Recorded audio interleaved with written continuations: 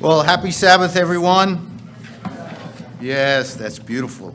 You know I love to hear that. Well, I know it's hard for some of us to comprehend, but the feast is going to be here before we know it. You know, it's going to be here in a little over 2 months. I was thinking about that a few days this week when I was preparing the sermonette. And so with that in mind, I'd like to tell you that Jane and I usually, when we go to a feast site, no matter where it may be, we always seem to congregate at times around the Golden Ambassadors. And usually the Golden Ambassadors have wonderful stories to tell us, to enlighten us with. And one year at the feast, we met this couple, Fred and Ruby. Fred and Ruby, and they were just fantastic. Fred had more stories than Carter has pills, already, and of course we laughed a great deal. But Fred, one day, told us a story that touched my heart quite a bit. And in doing that, I put a sermonette together. He told me about old man Moses, who grew up working on the railroad. You see, old man Moses began on the railroad as a young man. He grew up trying to learn every aspect of the railroad. And as a young man, he followed all the laws as best he could. In doing so, his aspiration, Fred's aspiration, was to become a station master. And what a station master's responsibility is looking over everything that happens at the station. Now, of course, I mentioned that Fred and Ruby are ambassadors. So the railroad at this time was quite a few years ago. And in doing so, he told me a story. The story was on a spring day. He got at the station like he normally does, bright and early, ready to work. But unfortunately, there was an accident, a major accident. And a young child lost his life. Moses was hurt. He was mad. He cried. And he stated to himself that if he ever was given the opportunity of being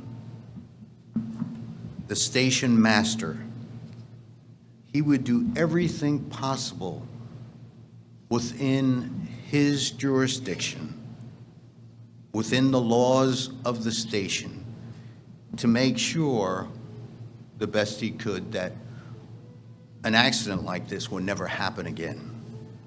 It touched Fred greatly. And Fred, in telling me this, it brought tears to his eyes. So that day came, and he became the station master. And the first thing he did, he laid down the law.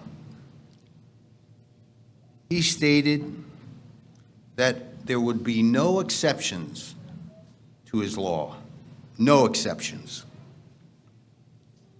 So the station at this time had a commuter train, one to go east, one to go west, one per day.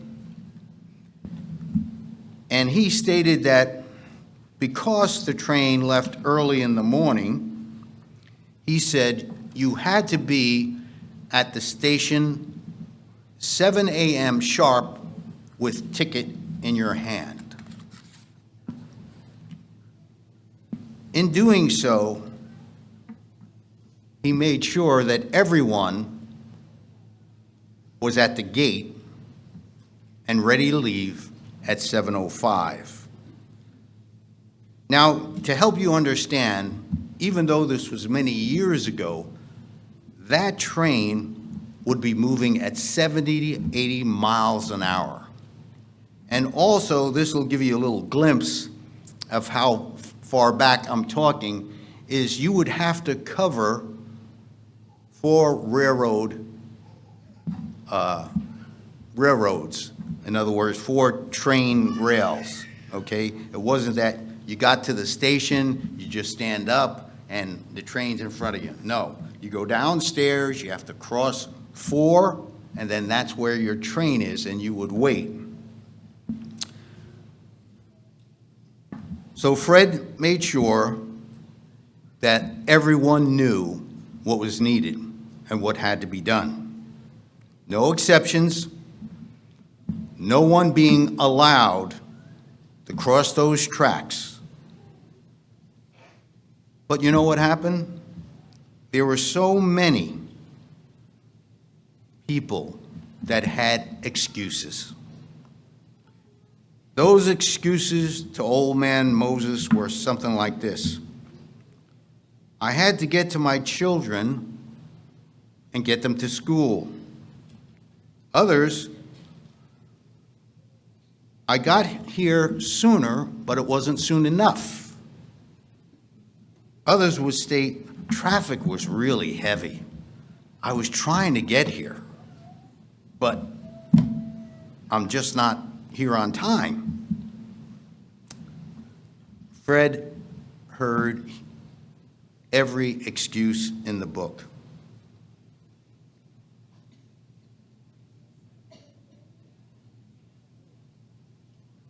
Well, old man Moses stated, you have to be here at the gate at 7 a.m. No excuses, no changes, nothing. For if you're not here, the train has done gone. The train has done gone. Why I opened with this?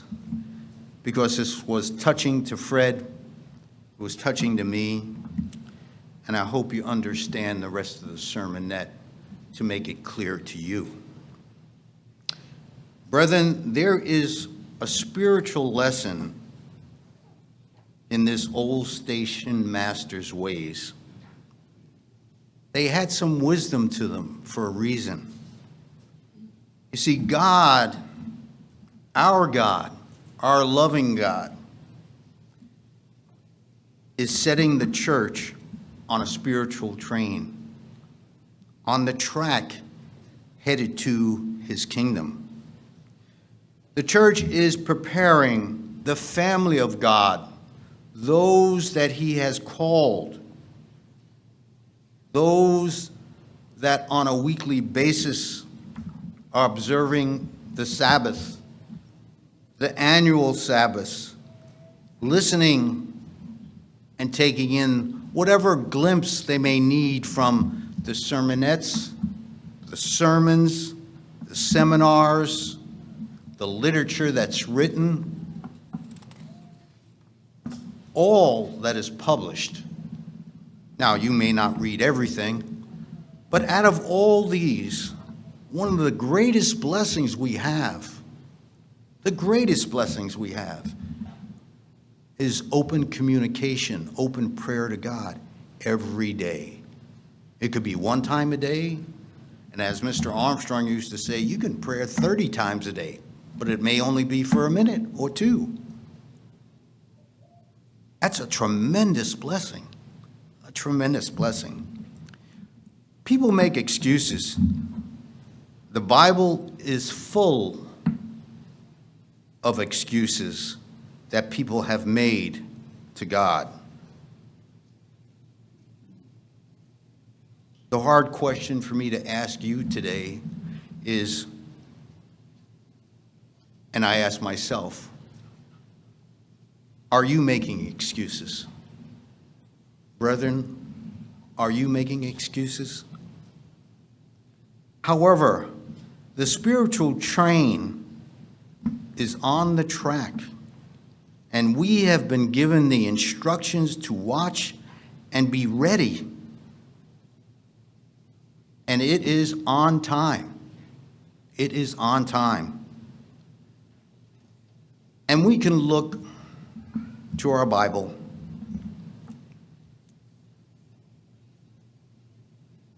and in looking in our Bible, as I mentioned, there are parables.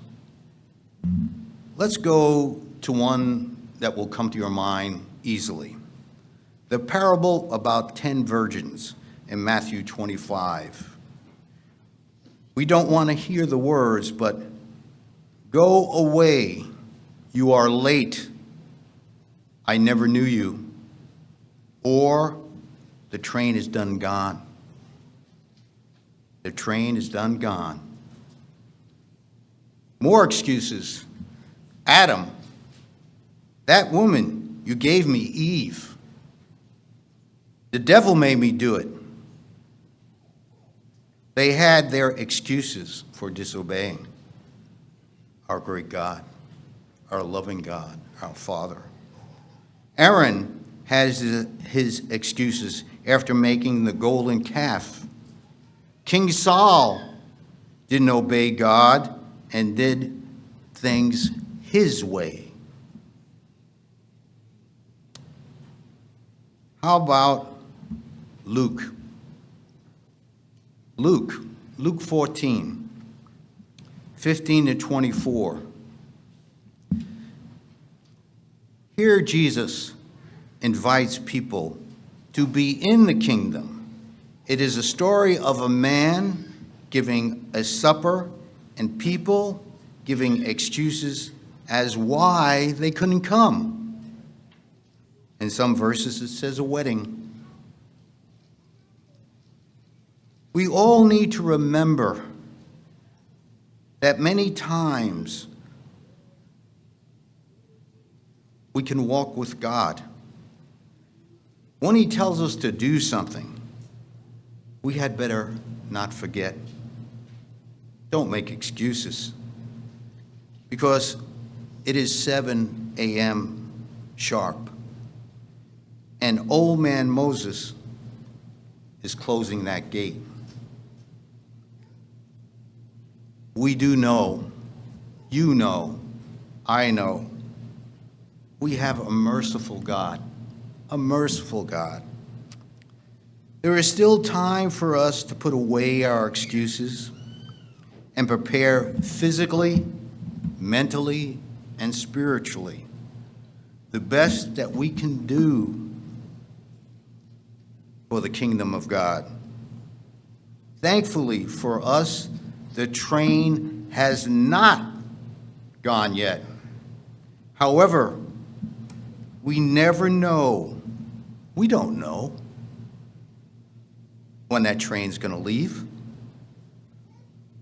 We must accept our personal responsibility, each of us, each day, every day. Make changes to how we live God's way, not making excuses. If you like to read with me, I'm going to read 2 Timothy 4. 2 Timothy 4, 7 and 8. We know this also, but if you want to read with me or just listen, I said 2 Timothy 4, 7 and 8, and I'm going to be reading from the New Living Translation. It begins with, I have fought the good fight, I have finished the race, I have remained faithful, and now the prize awaits me, the crown of righteousness, which the Lord, the righteous judge, will give me on the day of return. And the prize is not just for me, but but for all who eagerly look forward to his appearing. Paul is saying, I am on the train, I am in my seat with a ticket in hand. Will you be there? Look into your life now, family.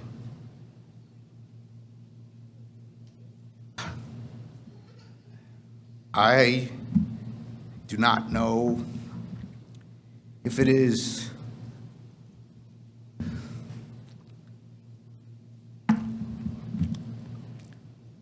that I'm getting older, or that God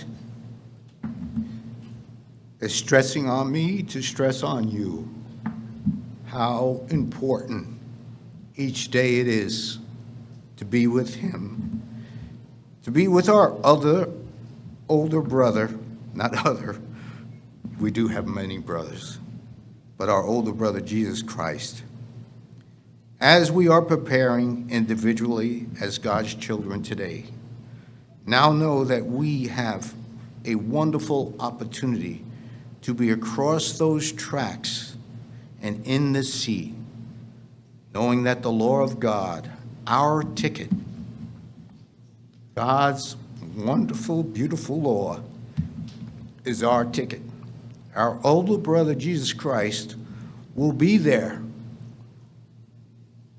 waiting and showing us our personal seat and saying, I'm happy to see you, and you have your ticket. Have a wonderful, joyful, peaceful, and loving Sabbath day. My family and I love you all so much.